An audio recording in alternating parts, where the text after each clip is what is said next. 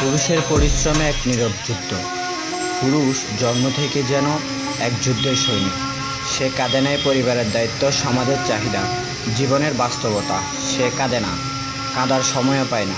দিনের পর দিন, মাসের পর মাস সে ঘাম জড়িয়ে চলে, কখনো রোদে পুড়ে, কখনো বৃষ্টিতে ভিজে। তার ক্লান্তি কেউ দেখে না, শুধু পলছায়। একজন ছেলে বড় হয় মনে, তার স্বপ্নগুলো আর শুধু নিজের বলা চলে না।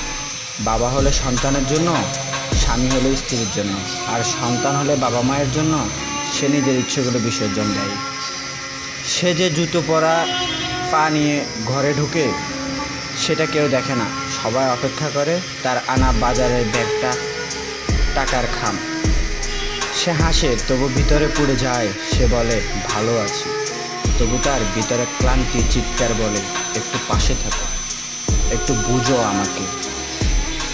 পুরুষ ভালোবাসা যেমন নীরব, তেমন তার ত্যাগ নিঃশব্দ। তার শক্তি, সাহস, দায়িত্ববোধ সবাই যেন প্রমাণ করতে হয় প্রতিনিয়ত। কেউ ব্যর্থ হলে বলে তুমি তো পুরুষ,